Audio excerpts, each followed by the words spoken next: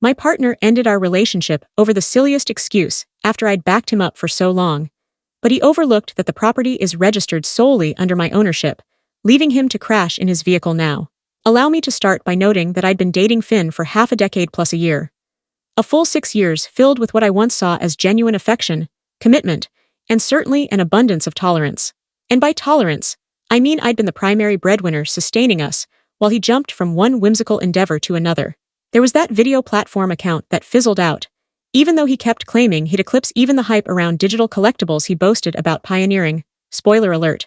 He missed the mark entirely, and his short-lived attempt to strike it rich in digital currencies, where he squandered nearly all his funds. Through every bit of this chaos, I kept our life steady. Home loan, handled by me, power and water bills, me again, food supplies, that too from me, vehicle installments, exactly as you'd suspect me. Finn was the visionary type, and I suppose I was the naive supporter who clung to faith in those visions. Each occasion he'd approach me with a fresh concept, his gaze sparkling with excitement, I'd suppress my reservations and back him up. This one's bound to succeed differently, he'd insist. And foolishly, I'd buy into it. The shift began roughly 14 days back. Finn grew remote, glued to his device more than ever, and dropping these peculiar remarks about requiring room to evolve and discover his true self. At the outset, I brushed it off. He often turns introspective right before diving into yet another scheme, but then he began critiquing the home's condition in ways that were entirely novel. He'd highlight piled-up plates or rumpled clothes with an unfamiliar, critical edge I hadn't encountered from him previously. Then, just 7 days ago, he pulled me aside at our dining area once I'd returned from my shift.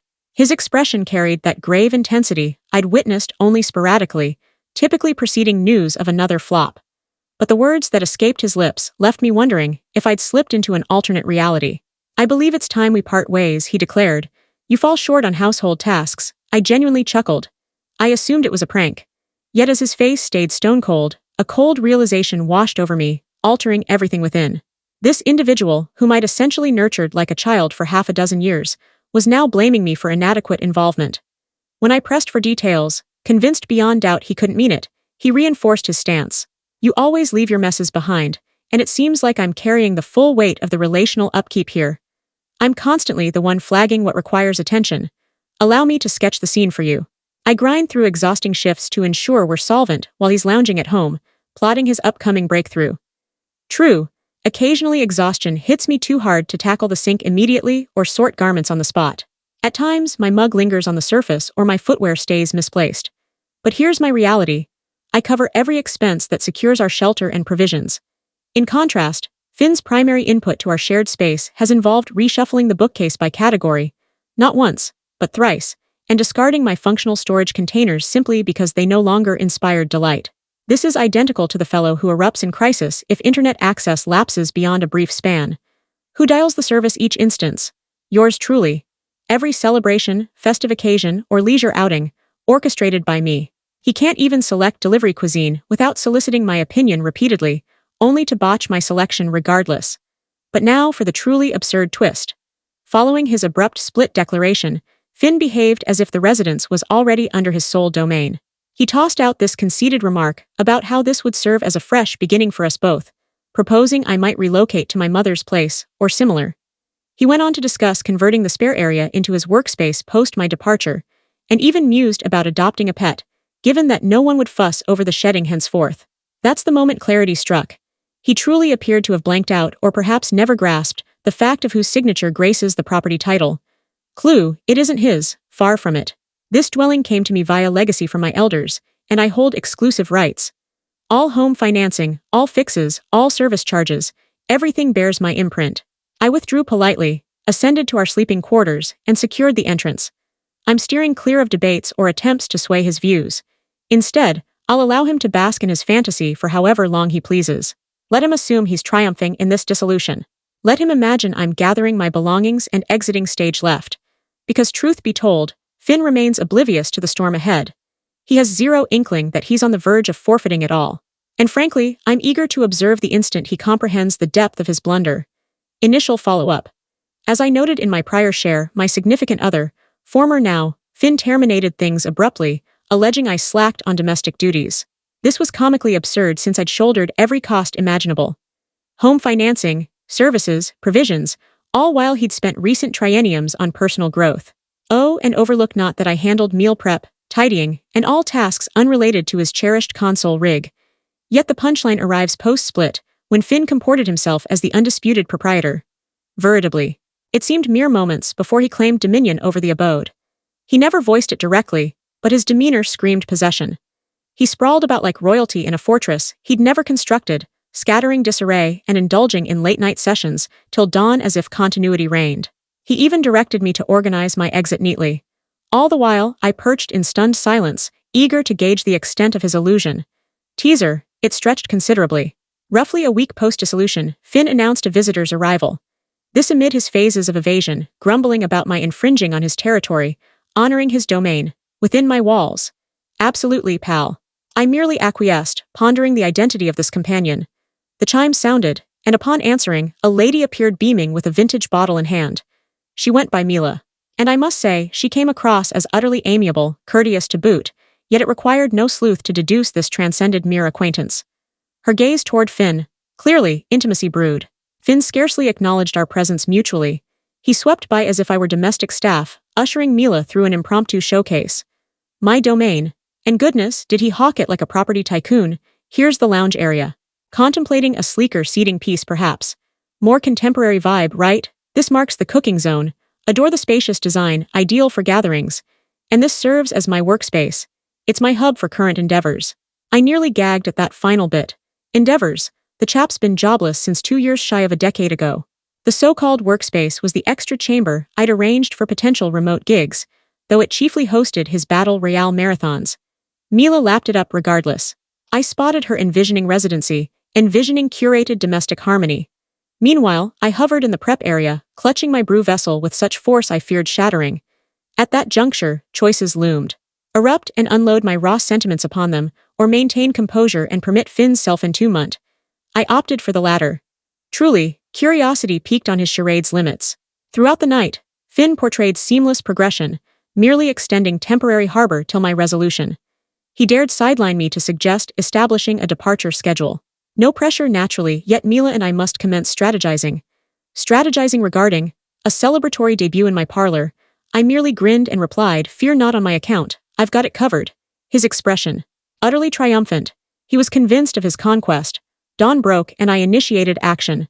As Finn slumbered, I summoned a security specialist and replaced every entry mechanism. The expert completed swiftly, under 60 minutes.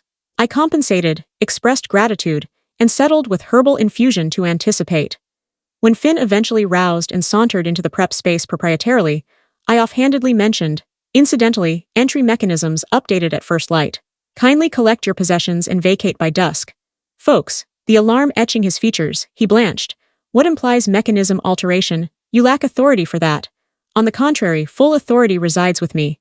This domain is mine, recall, solely titled to me, no trace of you on documents, absent from financing, and henceforth your presence is undesired. He attempted rebuttal. He beseeched mercy. Once he even invoked remorse, murmuring, I assumed your affection endured. I presumed our shared foundation endured. Mila arrived amid the turmoil, anticipating another intimate interlude with her beau. Instead, she beheld Finn consolidating effects as I observed, posture firm, prodding recall of his console throne. Her bewilderment peaked, querying repeatedly, hold on, this lacks your ownership. Finn evaded response entirely.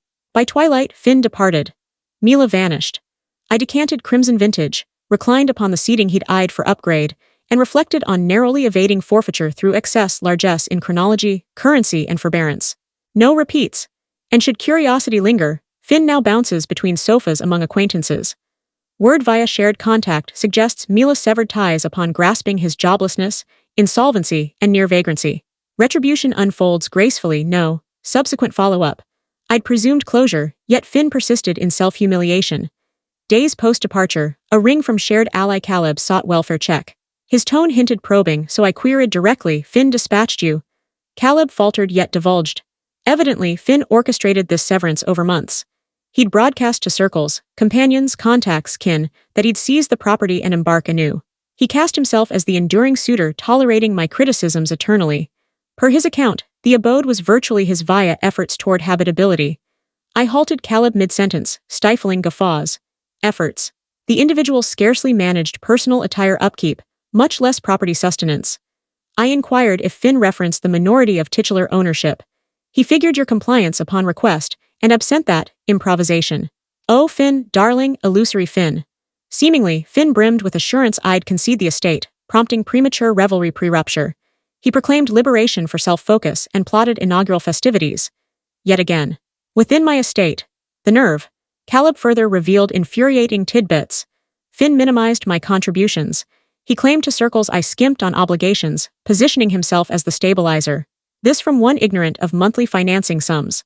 The fabrications rang so audacious and odd that mirth ensued. I appreciated Caleb's disclosure and pondered conclusive measures etched indelibly for Finn. Initially, release tempted. Finn exiled, estate secured, progression viable. Yet recollection stirred of endured torments. Eons of psychological sway, fiscal parasitism, and this preposterous defamation spree. Nay, oversight impossible. I resolved to strike Finn's vanity core. Commencing, a courteous yet resolute communal dispatch to shared networks rectified essentials. Property titularly mine. Utterly. Finn contributed nil to financing or charges. Assertions of collaborative construction. Sheer falsehoods. Tonally neutral and precise, yet appended visuals of prior tenancy packs and service statements bearing my mark. Even a snapshot of the exclusive titular document. Narrative distortion intolerable. Next, liaison with a community aid group aiding domestic setups. I contributed Finn's residual clutter. Antique workstation, unused lounger, and the console seat abandoned in haste. They eagerly accepted. I relished the clearance. Finally, outreach to Finn's progenitors on veracity. They treated me warmly always, meriting candor. Details spared excess, yet sufficient to dismantle Finn's aggrieved tale as invention. The dispatch ignited promptly. Majority expressed astonishment yet solidarity, unaware of Finn's tall tale. Select intimates rallied defensively, citing his trials, but I quelled swiftly. Trials universal, I countered, yet licensed neither for deceit nor pilferage. Finn learned of the dispatch and rang incensed. He charged life demolition and decried my public airing of privates. I responded serenely that his months-long broadcast proceeded, mine merely amended facts. Then disconnection and exclusion, regarding progenitors, dismay profound, profuse regrets voiced, oblivious to Finn's mistreatment. His matriarch tendered reimbursement for accrued charges, politely refused. Monetary disinterest, verity sufficed. The pinnacle arrived weeks hence at a brew venue, encountering Mila. She neared, chagrin evident, extending regrets for entanglement. Finn misrepresented all, including estate mutuality, then shared the year's zenith humor. Finn resided vehicular. Evidently, no allies hosted post-truth revelation, progenitors uninterested in rescue. Bridges torched, repercussions harvested. Vagrancy unyearned generally, yet herein, remorse minimal. He crafted his repose or posterior seating and must endure it. Tertiary follow-up. Recall Finn's unyielding quest for estate reclamation. Prepare indulgences for absurdity escalates. Prior week, midday repast with sibling Nora unfolded oddly. She fidgeted with device, casting enigmatic glances, yearning disclosure yet phrasing elusive.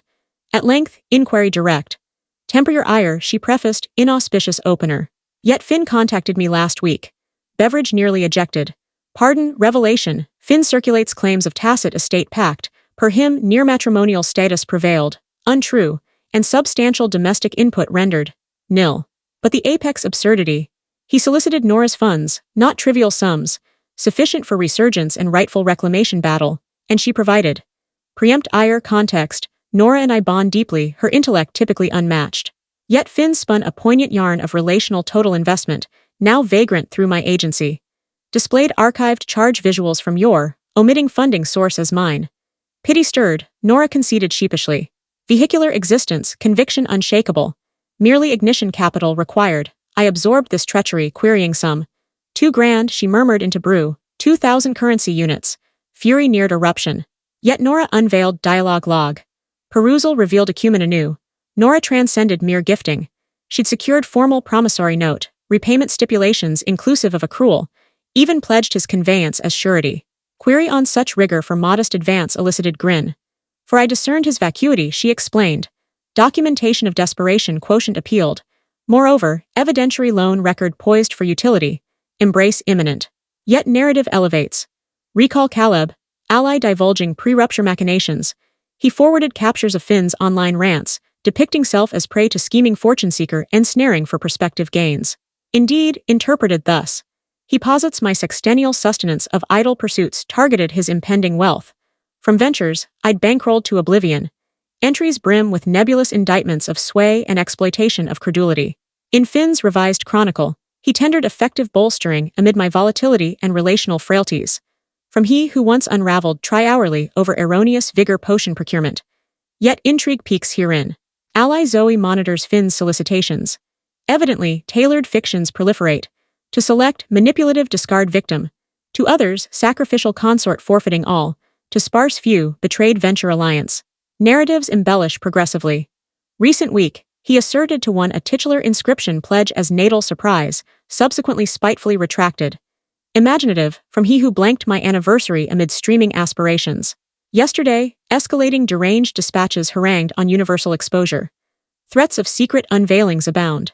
Intrigue peaks on purported arcana, given my awareness of his crypto debacles and amateur canine portraiture via my lens.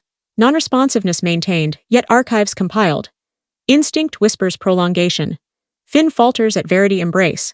With Nora's advance exhausted, likely on fresh windfall ploy, new stratagems brew for perceived entitlements.